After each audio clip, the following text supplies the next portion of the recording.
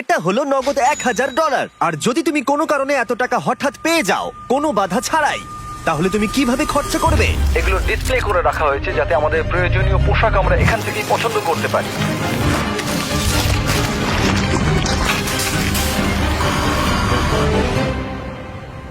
ঠিক আছে, কিন্তু উগান্ডাতে বসবাস করা কয়েক হাজার মানুষ এটাকে অন্যভাবে খরচা করবে।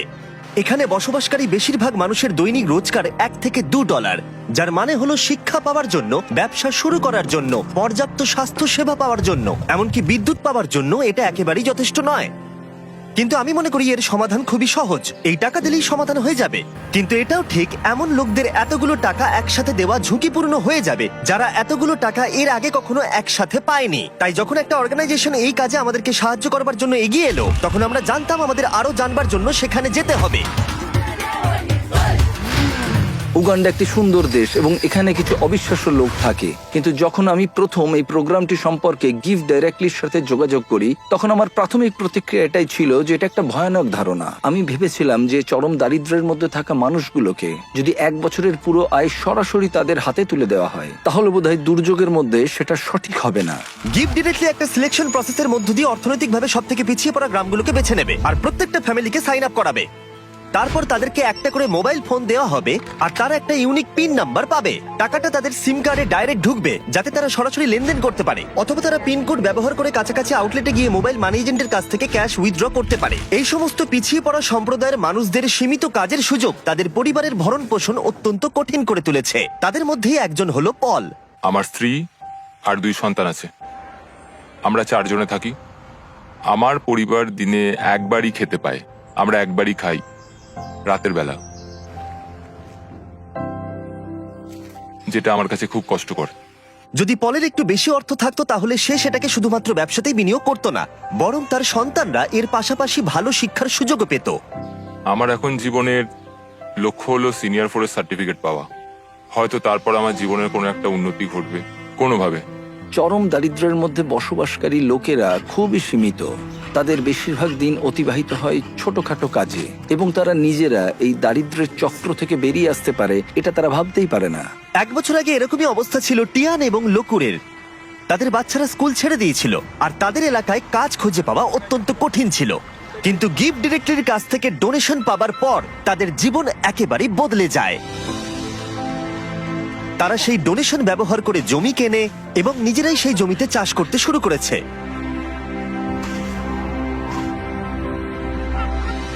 তারা একটা গ্রেন মিলও কিনেছে এবং তারা এখন গোটা সম্প্রদায়ের জন্য শস্য প্রক্রিয়াকরণ করে অল্প প্রফিটও করছে।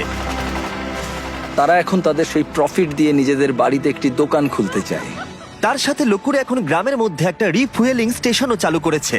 এই প্রোগ্রামটি কি করতে পারে তার জ্বলন্ত উদাহরণ এটা, কারণ এর ফলে তাদের ব্যবসা এবং অর্থনীতি দুটোরই উন্নতি হয়।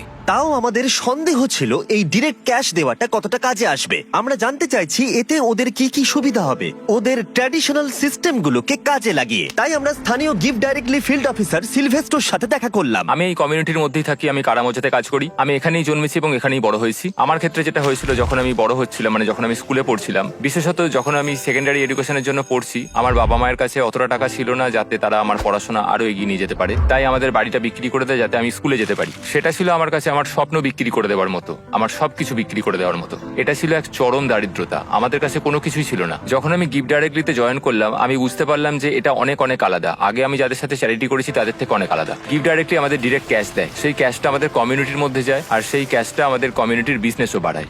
এই ক্যাশটার বদলেই আমরা আমাদের চাহিদা পূরণ করতে সমর্থ হই। মানুষ দারিদ্র্যের মধ্যে আটকে পড়েছে প্রচেষ্টার অভাব বা সামর্থ্যের অভাবে নয়, সুযোগের অভাবে তারা দারিদ্র্যের মধ্যে আটকে পড়েছে। তাদের মধ্যেই একজন হলো জোসেফ, যিনি গ্রামের প্রধান। কেউ কেউ অনেক দূরের জমির মালিক, তাই আপনার যেটা সব থেকে বেশি দরকার সেটা হলো টাকা, যাতে আপনি কাছাকাছির মধ্যে জমি কিনতে পারেন। আমরা এই ঘাসের বাড়ি তৈরি করি আর উই পোকা এই ঘাসগুলো খুব দ্রুত খেয়ে নেয়, তাই খুব বেশি দিন এই বাড়িগুলো থাকে না। আমরা পরের বছর আবার এগুলো তৈরি করি, ধ্বংস করি, আবার তৈরি করি, এভাবেই চলতে থাকে। কিন্তু এই গ্রামে বাড়ির সমস্যাই একমাত্র প্রধান সমস্যা নয়। ক্ষুধা, দারিদ্রতা এবং শিক্ষার অভাব এই সমস্ত সম্প্রদায়ের মানুষদের অন্যতম প্রধান সমস্যা। তার নিজের গ্রাম পরিচালনা করার বোঝা ছাড়াও জোসেফ গুরুতর স্বাস্থ্য জটিলতায় ভুগছে। কয়েক বছর আগে তার স্ট্রোক হয়েছিল, যেটা তাকে দুর্বল করে দিয়েছে, এবং তার কাছে পর্যাপ্ত অর্থ না থাকায় সে প্রয়োজনীয় ওষুধও কিনতে পারছে না। জীবনযাপন এখানে সত্যি খুব কঠিন। আমি বাঁচবো কিনা আমি জানি না, আমি সত্যিই জানি না, কারণ আমার যে রোগটা হয়েছে সেটা খুবই কঠিন। আমি সত্যিই জানি না। এখানে প্রত্যেকের নিজের নিজের চাহিদা রয়েছে, এবং আমরা যেটা বুঝতে পেরেছি সেটা হলো এই মানুষগুলোকে একটা ভালো ভবিষ্যৎ দিতে গেলে তাদের নিজেদের এবং তাদের পরিবারের জন্য সিদ্ধান্ত নেওয়ার ক্ষমতা দিতে হবে।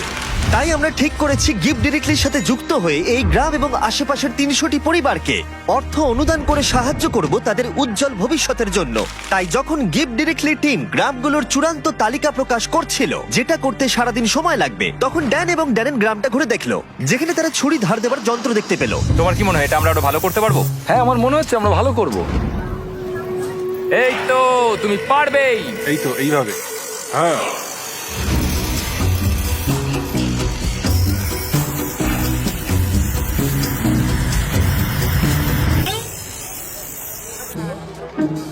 এবার এখন এগুলো টেস্ট করার সময়।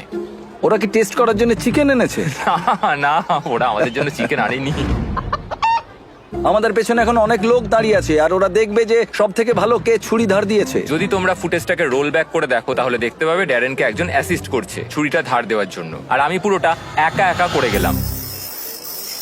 আমি অনেক বেশি প্রফেশনাল ভাই। হ্যাঁ। ঠিক আছে, আর এখন ড্যান এবং ড্যারেনের পালা। আমি চ্যাম্পিয়ন। হ্যাঁ হ্যাঁ, তুমি চ্যাম্পিয়ন, তুমি চ্যাম্পিয়ন। ড্যারেন হার মানতে না পেরে অন্য কিছু চেষ্টা করলো। সমগ্র আফ্রিকা জুড়ে লোকেরা তাদের মাথার ওপরে জিনিসপত্র বহন করে থাকে। ড্যান আর আমি এখন সেটাই চেষ্টা করতে যাচ্ছি। ওরে বাপরে, দাঁড়াও। আরে তুমি দাঁড়াও। ইয়া, তুমি কি ঠিক আছে? তোমার হাত নিচে তো? হ্যাঁ। তুমি এটা নিয়ে দাঁড়িয়ে আছো কি করে? ঠিক আছে, তুমি তৈরি তো? ও, আমি জিতে গেছি। হতেই পারে না। ঠিক আছে, এইটা ড্যারেন জিতলো, কিন্তু ওর ব্যাগটা। তুমি এটা কিভাবে করছো?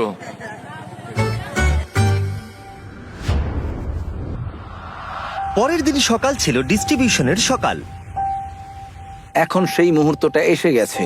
সমস্ত টাকা 10 মিনিটের মধ্যে ট্রান্সমিটেড হয়ে যাবে। এই মানুষগুলো অবশেষে তাদের দারিদ্র্য থেকে মুক্তি পাওয়ার একটা সুযোগ পাচ্ছে, যা নিয়ে তারা সারা জীবন লড়াই করছিল। কিন্তু গ্রামের মধ্যে জোসেফ ছিল সবচেয়ে বেশি উদ্বিগ্ন, কারণ তিনি জানতেন এই অনুদানটি তার এবং তার পরিবারের জীবন কতটা বদলে দেবে। এটা ছিল সেই মুহূর্ত যার জন্য তারা অপেক্ষা করছিল, তাই গোটা সম্প্রদায় ছিল নার্ভাস এবং এক্সাইটেড।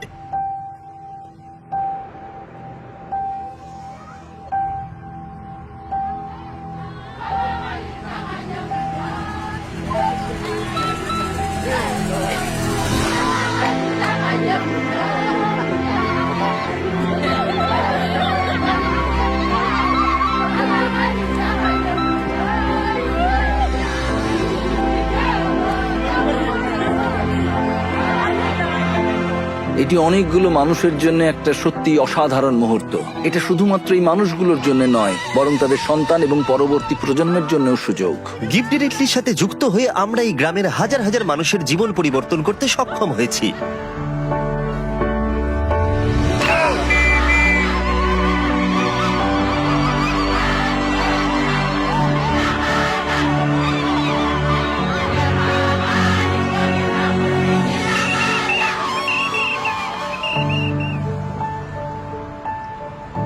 টেক্সট মেসেজ পাওয়ার পর এখন সময় তাদের টাকাগুলো উইথড্র করবার। 100 বছর আগের থেকে এই মানুষগুলো কোনোদিন সেরকম ভাবে সুযোগ পায়নি, কিন্তু এখন তারা এগিয়ে চলেছে, তারা সুযোগ পাচ্ছে। ইতিহাসের একটি কলঙ্কিত অধ্যায় শেষ হয়েছে, এবং তারা শুধু নিজেদের জন্য নয়, পরবর্তী প্রজন্মের জন্যও শক্তিশালী ভবিষ্যৎ গড়ে তুলতে পারে। এবং তাদের মধ্যে বেশ কয়েকজন এটার সঠিক ব্যবহার করতে শুরু করে দিয়েছে, যেমন রুথ। এই অর্থকে কিভাবে কাজে লাগাতে হয় তার শক্তিশালী উদাহরণ হলো রুথ।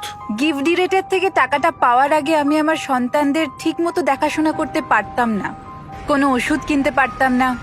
আমি একজন হাউসওয়াইফ ছিলাম, আমাদের জীবন খুব কষ্টে কাটছিল। কিন্তু প্রতিকূলতা সত্ত্বেও রুথ গিফট ডিরেক্টলির সাহায্যে তার স্বপ্নগুলো সত্যি করতে দৃঢ় প্রতিজ্ঞ ছিল। সে তার স্বপ্নগুলোকে বাস্তবে পরিণত করবার জন্য এবং তার পরিবারের সন্তানদের উজ্জ্বল ভবিষ্যৎ দেবার একটা সুযোগ পেয়েছিল। ও এখন তার ব্যবসায়িক মনোভাবকে ব্যবহার করে শুধুমাত্র নিজের উন্নতিকরণের জন্য নয়, বরং তার পুরো সম্প্রদায়ের উন্নতিকরণের জন্য। আমি এখন আমার পরিবারের সব দায়িত্ব নিতে পারছি। এখন আমাদের জীবন অনেক সহজ হয়ে গেছে। আগের মতো আমাদের আর কষ্টে দিন কাটাতে হয় না। কিন্তু রুথি একমাত্র নয় যে তার টাকাগুলোকে সঠিকভাবে ব্যবহার করতে শুরু করেছে, যেমন আউমা, যে তার গোটা জীবনকে উৎসর্গ করেছে শিক্ষার জন্য।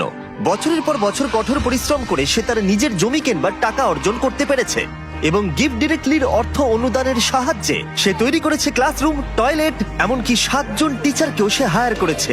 বর্তমানে এই স্কুলে 200 জনেরও বেশি ছাত্রছাত্রী রয়েছে।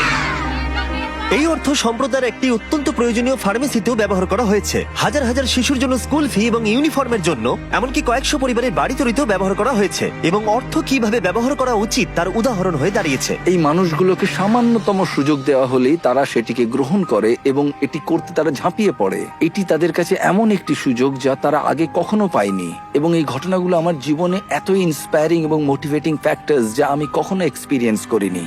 ট্রিপটা শেষ করার জন্য ড্যারেন আরো একটি স্কুল পরিদর্শন করলো। গিফট ডিরেক্টলির অনুদানে 1 সপ্তাহের মধ্যে শিক্ষার্থীর সংখ্যা গিয়ে দাঁড়িয়েছে 650 থেকে 980, কারণ তাদের প্যারেন্টসরা এখন সক্ষম স্কুলের ফি দিতে এবং ইউনিফর্ম কিনতে। Little children, little children, obey your parents, little children, little কিছুক্ষণ আগেই মেঘের আওয়াজ শোনা যাচ্ছিল। আসলে সবেমাত্র বৃষ্টি শুরু হয়েছে। বাচ্চারা গান শুরু করতেই মেঘ মুছে গেল এবং আকাশ এখন উজ্জ্বল। এটা একটা খুবই আশ্চর্যজনক অভিজ্ঞতা ছিল। children, obey your parents.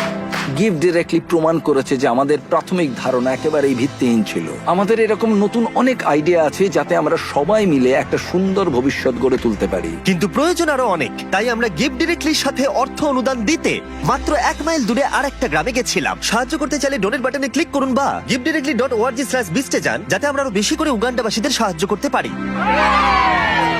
By. Subscribe.